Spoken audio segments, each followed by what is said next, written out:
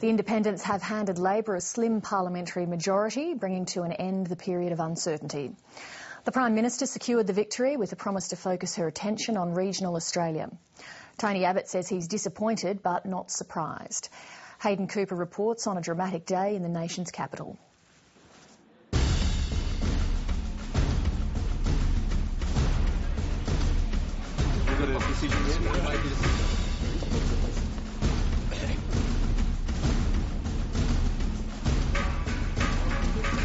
I will be backing the coalition, yes.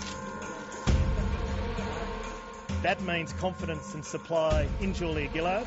I intend, with my vote, for what it's worth, to support the Labor Party.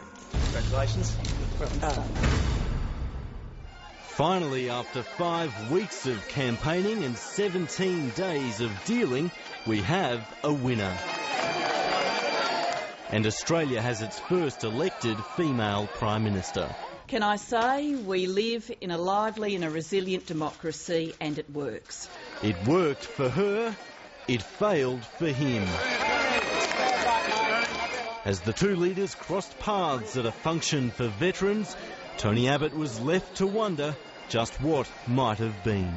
It's a disappointing day, it's a disappointing result, but nevertheless I could not have asked for more support from my colleagues, from my staff and from the party at large.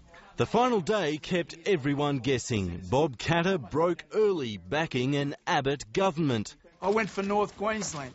I went for my tribe, my homeland. But his two colleagues judged Jullia Gillard the wiser choice for regional Australia. For both, broadband was a clincher. That has been one of the major influences that I've had in terms of making a decision.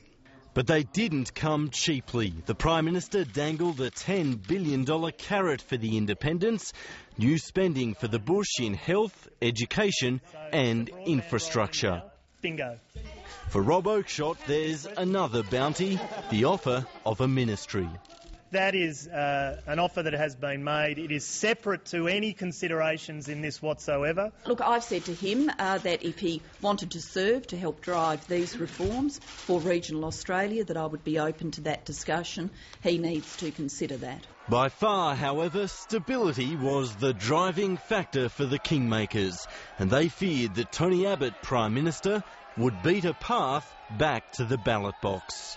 They'd rush off to the polls as soon as they could, because I think they'd be more likely to win if they did go back to the polls. But he backed Jullia Gillard nonetheless, in a race that couldn't be tighter. It has been an absolute line ball, points decision, judgment call, 6 of one, half a dozen of the other. This could not get any closer.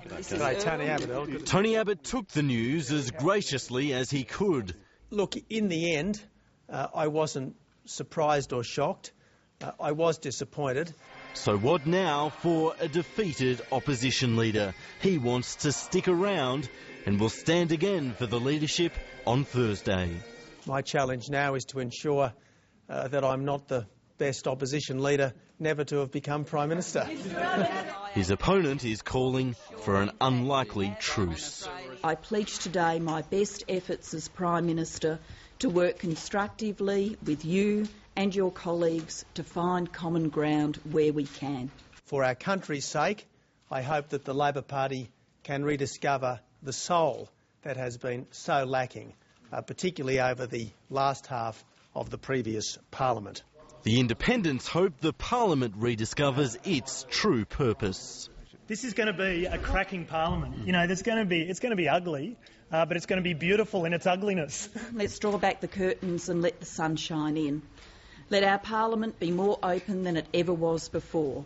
Lofty ambitions for the uncharted territory ahead.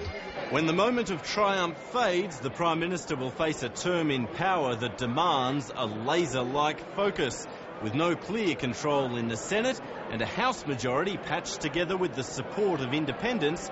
Day-to-day government could prove a painstaking task. Hayden Cooper, Late Line.